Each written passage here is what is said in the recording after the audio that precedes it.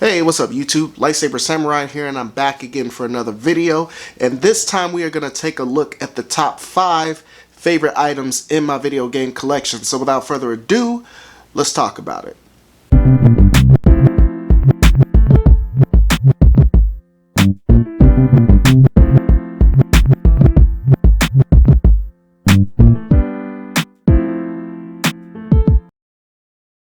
Alright, so this video is a response to Linda, aka the Gamer Girl's open tag on what are the top 5 items in your collection.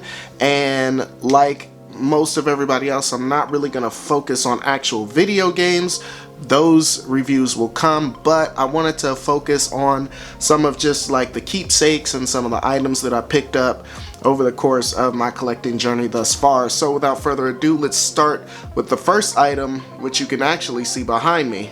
Yes, coming up, the first item on my list is that giant sword behind me. That is a replica of Sephiroth's sword from Final Fantasy VII, his Masamune. Now, his Masamune is based on the Japanese Nodachi, I believe is the term, and it's basically the Japanese equivalent of the great sword or the claymore. So being almost 6 feet tall and weighing in at about 12 pounds or so, it's a little bit unwieldy, but it's just a really cool set piece to any room, and I've had it for several years now. I used to have it hanging in my living room in my old house, but now that I got this space down here, I thought that right there was a great place to put it. And if you'll look, it's off center to the banister, but I did that on purpose. I've kind of got it here because it's a nice little frame for me when I'm filming in this exact spot. So yeah, that's number one. I got that from my brother. He found it online and purchased it. He got himself Squall's Gunblade from Final Fantasy VIII, so that's also really cool too. I'll have to show that sometime, but that's number one. Okay, so number 2 on the list, and you've seen these before if you looked at some of my older game room tours. These are the set of pixel art that I got from a former co-worker and a friend of mine, Megan, so thank you again for these. She got these for my birthday a few years back, and the theme is Star Wars. Love Star Wars, you guys know that. I've got Star Wars and Space Invaders, which is actually, unbeknownst to her, it's one of my favorite games on the Atari 2600. So these used to set right on top of my 2600, and actually now that I've got it back on that shelf over off to the side, I might put them back there, but they're magnetic, and so for right now they've been just hanging out on this metal lamp that I have here in the room because it's really the only metal thing in here. So they stick to that or sit on top of my Atari 2600. So again, Megan, thanks a lot for these. These are still really cool, and yeah, I feel like I'm gonna need to get some more from you. Alright, next up on the list, another staple to the game room, and this one here you see in the background of most of my videos as well. You can actually kind of see it right now, but it's not turned on right now. That is my PlayStation Icons light, and this is a nifty light that GameStop was selling, and you can get it there for about 35 bucks or so. I don't know if they still have it, but if you see it, definitely pick it up. It's really cool for any PlayStation or Sony enthusiasts, and it looks good in any game room. I actually got that from my colleague at my job, another teacher that I work with.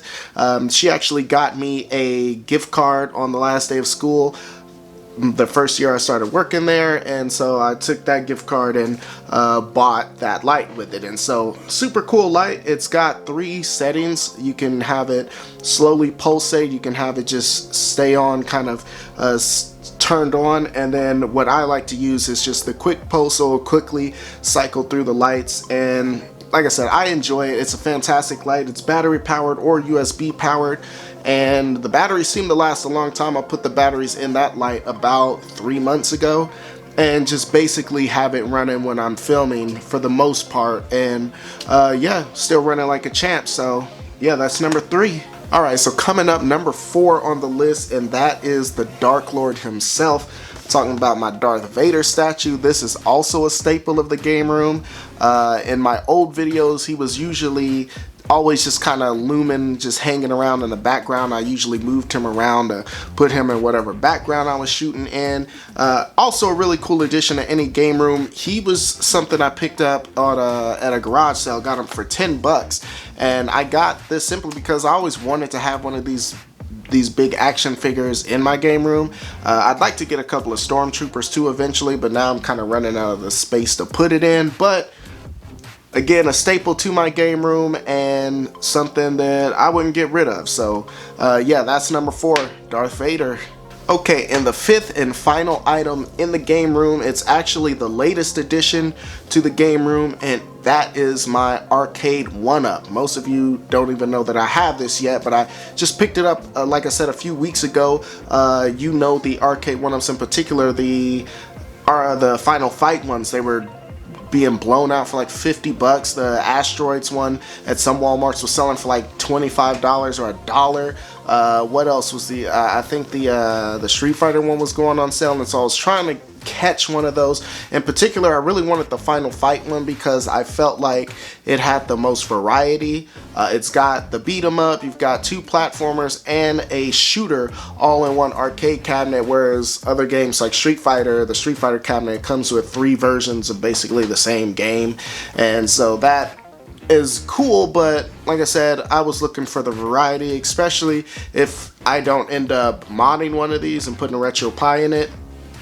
Crazy thing about this is in our area, the local retro game group that I'm a part of, when they put the word out that these, you know, were going out for that price, there were, you know, some people in our group that was just going around buying all of them up. There was one guy who had like something like 7 to like 10 of these Final Fight arcade 1-ups, and then he was scalping them and he was reselling them for like 130 bucks, which is cheaper than the $199 that they were going for, but I didn't want to pay that. I started looking because they had dropped them to $50, not 130. They dropped them to 50 bucks. So I wanted to buy one for 50 bucks. And so actually another guy in my group, shout out to Julian, he picked one up and found an extra because he knew I was looking for it. And he was like, hey, you know, if you want it, you know, I got one extra for you, just, you know, 60 bucks just because I had to go out. So, you know, for the gas. So yeah, I got it for $60, and that was nice of him to do that for me. Basically gave it to me at the same price, and just wasn't looking for a hookup, wasn't looking for, you know, a come up at my expense. He was just, you know, looking out for me. And so that's, you know, why I say that I found like a lot of cool people in this retro video game thing, and since I began my journey with it. And so again, big shout out to Julian. That was a boss move on your part, and I'd like to return that favor somehow in the future. Okay guys, so that's gonna do it, but let's talk about it in the comment section below. Questions, comments, concerns, threats. What are some things in your game room or your collection that has special sentimental value to you, and we can talk about it in the comments below.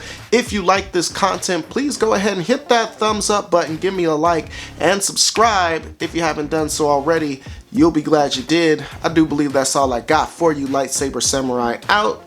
Peace.